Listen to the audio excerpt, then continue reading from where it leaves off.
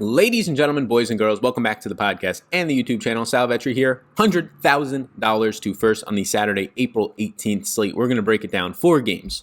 3 from the LPL China and only 1 from the South Korean League, but we're getting a 4-game slate, 100K to first. Depending on when you're watching this, there's a noon CB League of Legends. It is the Brazilian League of Legends. I have a model up on Patreon. I will have projections for that up on Patreon, so if you're looking for an itch to get in there, there's a $20,000 to first prize, so it's a pretty decent prize pool, and I think we're going to get more of that. That's looking good. I also know that they are bringing Call of Duty DFS in a matter of days, if not less than a week at this point. I'm talking with some people over at DraftKings, talking over to a connection I have over there. It is coming soon, so there are going to be models here as long as the prize pools are big, which I think they will be pretty soon with a lot of League of Legends taking a little bit of a week or two off before the Summer League. There will be projections over on Patreon, so no better time to get in there right now. Patreon has everything, CSGO, all the League of Legends leagues that you can think of and want to be playing over there, projected with data models and all the other stuff, data sheets for the Outlaw League. All that stuff will be covered while the real sports slowly make their way back, like golf, in about 7 weeks or so. So thank you. If you want to support me over there, you can. Right below me, it might be blocked out a little bit by the subscribe button, but it says get $15 on Monkey Knife Fight if your state is eligible to be playing in it. Use the promo code VETRI. Upon your minimum deposit of $10, they will give you $15 in return, and I will also send you my League of Legends DFS course, so you can check that out. All of that is linked down below. We are 1 subscriber, as of right now. Some of you might say, screw this kid and ditch me, but we are 1 subscriber away from 20,000, so there's a really good chance by the time this goes out we hit it. But if you want to be number 20,000, we're going to be doing some sort of a giveaway, and I'm going to be thinking about it today for just 1 random subscriber in general, but we got to get there first, so be that person. So with that being said, let's get into this video. I'll ask one last thing in the comment section. Maybe this will be a giveaway topic, but what kind of NFL content do you want to see right now? I know the draft's happening, the college draft. I can do content around that, but I did yesterday a video on some 4 interesting running backs that I found going into the year. I'm going to be doing a second-year wide receivers video later today, prepping and putting that up. I know it's not the highest search volume month, but it's all about getting in the process of getting that content out because I want to be doing daily DFS videos as well as daily NFL season-long videos every single day starting now at this point. Get ahead of the competition. So with that said, let's get into it now. 4 games late. Your biggest favorite is going to be the team that is facing V5, Victory 5, like you normally are going to see. And that team today, the honor of doing that today and beating up on V5, who has now been dropping every single day since we've been doing this, to a 3.2% win rate. The next lowest is 44.1%. 3.2, the gap is to 44.1. That is atrocious. It is VC Gaming getting to face Victory 5. Victory 5 almost, maybe today they'll be dying 20 times per round. 19.8 deaths per round, only 8.6 kills per round. Both of those are the lowest in the slate. VC Gaming is not a great team. This is very much like Billy Gaming last time out. They are a fine team, but if you took off Victory 5 off this slate, we would be arguing if they were the second worst team on the slate or the worst team on the slate. So you have 2 really bad teams going at it, but this is the thing that's crazy is VC Gaming is just going to have expensive players because of how big and how high their chances are of 2-0 sweeping here and just getting the extra 20 points in that third round that maybe their teams rarely get to. So yeah, VC Gaming is going to be hard to ignore today. You can see that Cube for VC Gaming is priced up to 6,400 for a top lane. That's not a crazy price point. All the top laners are pretty affordable today. Nobody hitting that 7K price tag, but you're going to get Cube's numbers not looking well. And if you don't have a projection system that takes into account the opponent's numbers, which everyone should at that point, but if you're not seeing VC Gaming pop up all that often, then you're probably using a faulty projection system, but they're going to be popping up a ton today. You can almost guarantee that they're going to win, if not sweep in 2, based on how bad Victory 5 is. Like, Victory 5 is probably going to get booted out of this league after the season, and that's not a joke. 3.2% win rate is absolutely atrocious across 31 contested games so far. So that's VC Gaming's matchup. You have the next biggest favorite being Funplex Phoenix, who we've grown accustomed to knowing how good they are, against Rogue Warriors. Rogue Warriors dies the second most times on the slate, 16.5 times per contest, whereas Funplex Phoenix is going to get the most kills per contest, a great setup for them. They lead the slate in win rate at 71.4%, 15.2 kills per contest. They only die 10.3 times per round. That is the second lowest on the slate. The interesting thing is that Rogue Warriors, although they died the second most on the slate, they also produced the second most kills on the slate. So Funplex Phoenix plus Rogue Warriors is going to be a matchup of the 2 teams that get the most kills per contest. Rogue Warriors, 14 kills per round. You're going to get Funplex Phoenix, 15.2 kills per round. So maybe a little bit of something of interest there. This one I don't think has no chance, similar to the Victory 5 one, of maybe going the full 3 games. But I do think that these Funplex Phoenix players are going to be in a great spot. We saw Gimgoon enter the starting rotation and just absolutely in the lineup really, and absolutely go off over Khan in the last one. They're priced at a very similar price point, $6,200 for Gimgoon, who when he plays has an 82% win rate, who is, when they win, over 3 kills per contest. This is probably the best top lane player in the slate, if indeed he's going to start and play all 3 rounds, and he's at 6,200. So yeah, that's a really strong price for me. Your third favorite here is going to be Royal Never Give Up, which 3 out of the last 4 times out there, they've been pretty big favorites, and 3 out of the last 4 times out there, they've absolutely fallen on their face and probably lost a lot of you a good amount of money, including myself.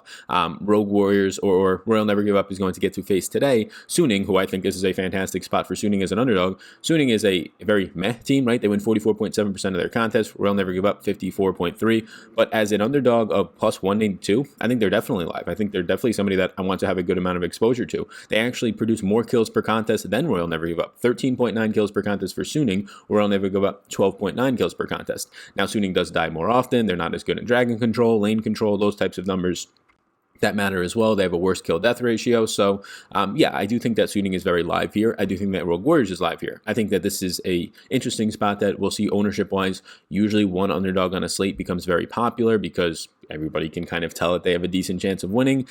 On that slate, it might be Suning today, especially when you factor in that Suning's upside in terms of victories is like some of the highest on the slate. Maybe not at top lane where we are right now, but when we get to mid, AD carry, the main one, a little bit of jungler, you're going to see that Suning's players, if they're in victories, will be like some of the highest, if not the highest scoring players in the slate. So I caution to get to Ling X at 6,600. I don't absolutely hate it. I know they've lost 3 of their last 4, but I guess I can weight that in somehow just bias-wise, but that's not what you want to do in a good projection system. And then your final favorite is going to be KT Rolster, the only South Korean matchup tonight. KT Rolster has a 9.5 kills per game. That's the second worst on the slate, but they die the least on the slate. They're a very efficient team, a 1.05 kill death ratio against their opponents, Damn One Gaming, who have a 1.01 kill death ratio, and they're going to be a plus 114 underdog. So this is very close to a pick'em in terms of the League of Legends Korean leagues, so or Asian leagues. So you're going to get Damn One versus KT Rolster. I'll have interest in both sides. They've both been playing a ton of games. Their top lanes have been pretty much starting every game. I probably have more interest in Naguri on the Damn One Gaming side as an underdog if I'm going to go there and try and prioritize a player from top lane, which I really won't. But if you're looking at that spot, you're going to have the player who has the most damage percentage and creep score per minute on the slate, 28.7% damage, 8.8% creep score. So that's kind of the matchups plus the top lane. Those matchups set the table for really all the other positions that we'll talk about.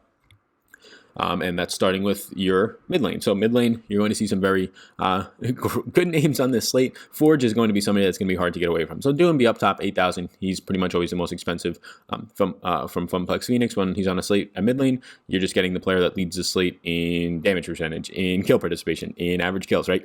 In terms of all the starters and assists. This is the best mid laner, probably maybe in the entire league, pretty close to being in the entire league, definitely on this slate. At $8,000, yeah, I don't think it's crazy to want to get there. But Forge is going to be a very interesting one. So since Forge's return, Forge has been fantastic. The problem with Forge's overall numbers is usually that VC Gaming is not a great team and they don't win all that often. But now you're getting Forge averaging 3.8 kills per contest in wins and losses. You're getting a player with the second highest out of all the starters kill participation, 27.5% damage rate. A very good player now as a huge favorite. Forge at $7,600 is hard to get away from. VC Gaming is going to be a team that, if they're not over-owned compared to my odds of giving them of being in a winning lineup, then I'm going to get a good amount of them. This matchup is just too hard to ignore when your opponent is almost dying 20 times per contest. That is absolutely ridiculous. And Forge is a fantastic player, and you're getting actually a favorable price point at $7,600 on Forge. Angel from Suning, this is the type of stuff I'm talking about when Suning is an underdog. $6,600 Angel.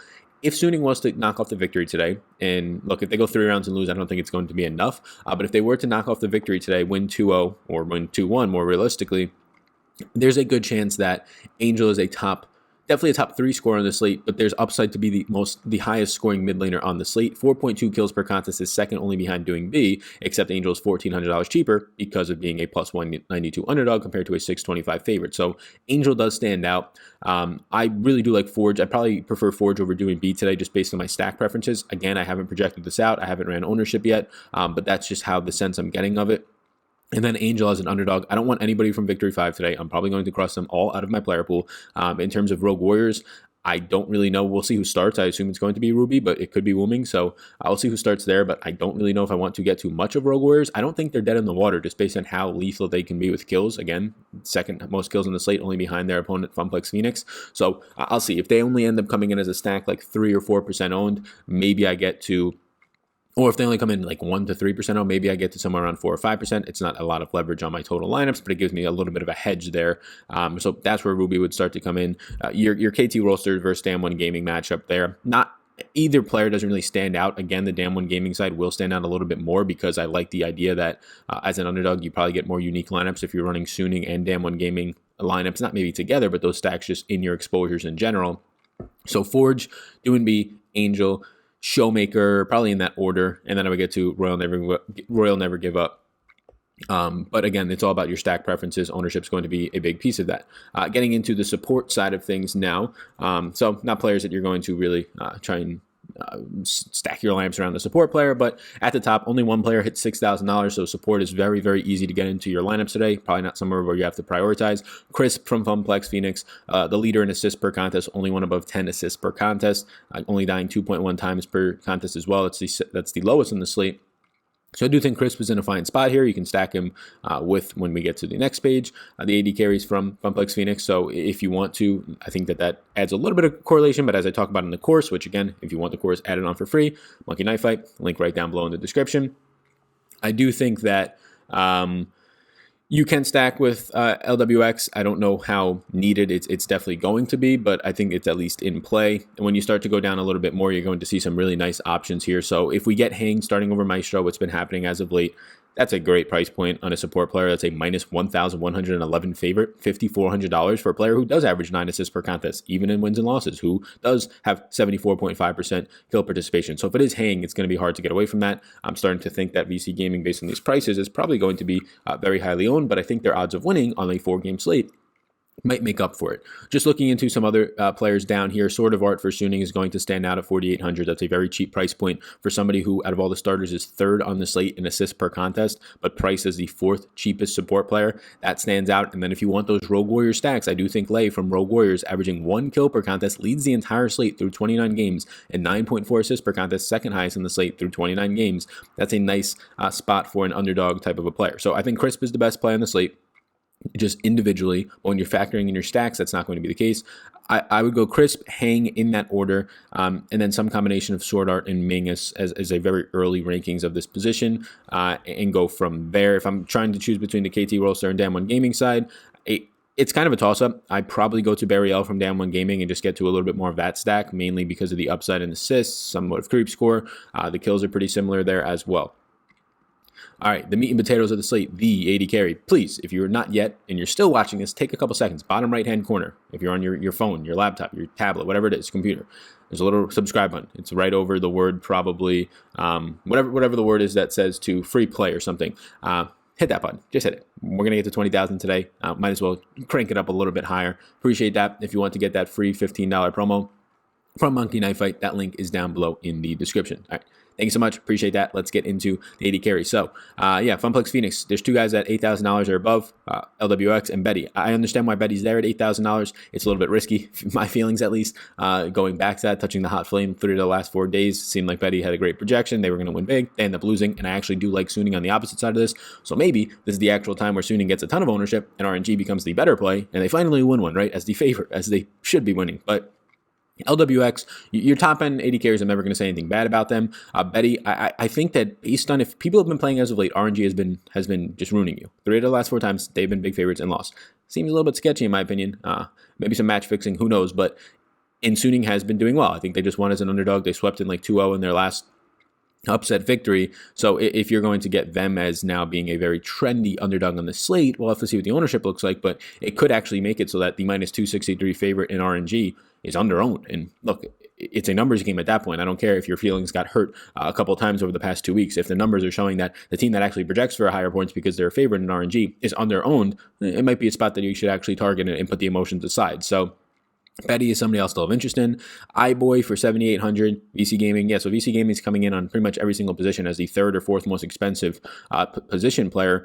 but they're probably going to project out as some of the highest, if not the highest scoring players in the slate for me, just based on their matchup. So iBoy going to have a lot of interest in there. Young Fang is Young Fang is the player on this slate for Suning that if they do pull off the upset against RNG, you're probably going to have Young Fang as the highest scoring player on the slate, going to rival LWX and Funplex Phoenix. So yeah, without question, I'm going to have Hung Fang in my lineups. Leads the slate out of all the consistent starters and kills per contest. 33.4 kill participation is the second highest on the slate. Yeah, Suning's Hung Fang is somebody that you just don't want to get away from, in my opinion. Rogue Warriors, I'll have a little bit of their Zoiji, I have a little bit of their AD carry as well. Nothing from Victory 5. I don't really have any interest in Ghost or Nuclear. If Ghost was to start for Dam 1, that's the spot that I would get to. I guess I'll retract that by saying I don't have any interest. If Ghost was to start over Nuclear, which we've seen more Nuclear so far this entire season, 25 out of the 39 contests started. But if Ghost was to start, that's actually a play that I would get to. In 14 games, you have the most kills per contest at 5.1 per contest. Right now, Dam 1 Gaming, just breaking this down from an analytical standpoint, not yet doing the projections, I do prefer over KT Rollster, and that should make some sense. Dam 1 Gaming so far this year is averaging closer to 12 kills per contest when KT Rollster is only averaging 9.5. That's not the entire game, but when we're looking for statistics that make sense for us for fantasy purposes, those are the ones that we really care about. And then when you start to look at just win percentage, 52% for KT Rollster, 51.2% for Dam 1. It's a damn near coin flip in terms of how often they're winning. They play very similar game lengths. Their kill death ratio is pretty much identical. There starts to become some differences in lane control and specific positional advantages, but it's just going to come down to the wire, and that's what the Vegas odds are kind of indicating. Jungler, I'm not going to spend much time on Jungler. They're a very odd priority for me. They're my third priority in terms of captain. Not really somebody I ever prioritize in my lineups because of their price points.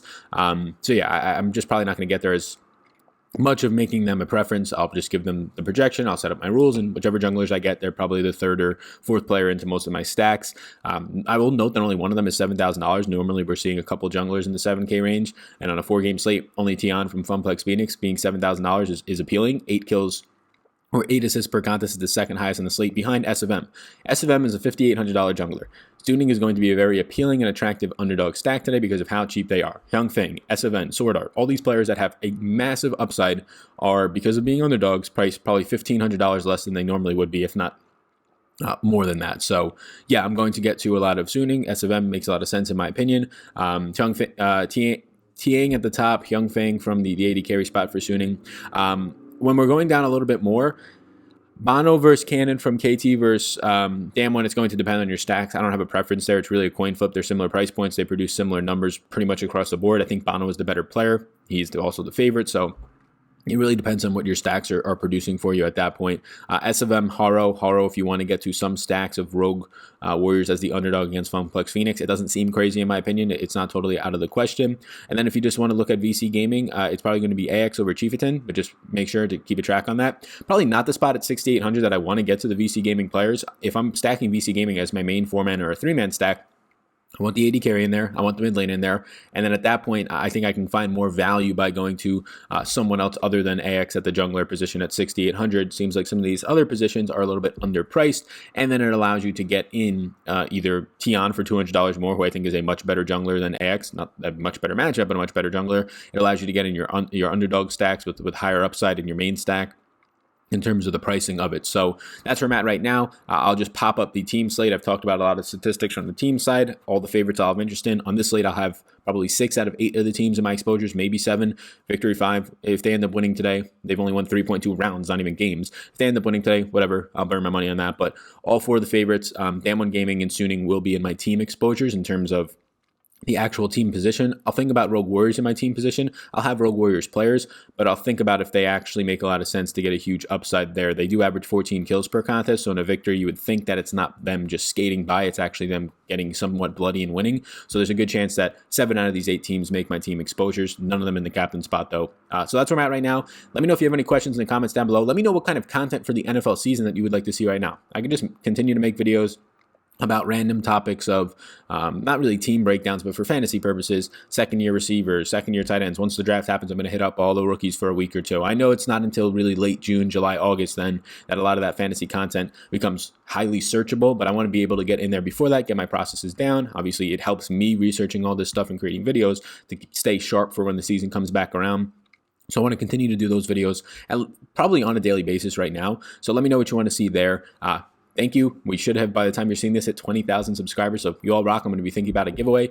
Reach out in the comments or on Twitter at SalVetcherDFS with any questions. Go ahead, get all the projections, get all the rankings, get everything I have to offer on Patreon. That is linked down below. And play a Monkey Knife Fight. Their props are not yet out for the slate today, but if you've watched all the way through, click the link down below in the description. Takes you over to Monkey Knife Fight. They have a lot of fun prop games. I'm sure they'll have Call of Duty props once that goes live next week on DraftKings. There's no reason why that they can't go in there and get some sorts of rights as well. So check out Monkey Knife Fight. All they have to offer, if you deposit for the first time, the minimum deposit's $10. They'll give you $15. Then you can either reach out to me or they will reach out to me ASAP and say, hey, give this person free entry into the course. They just deposited through your link.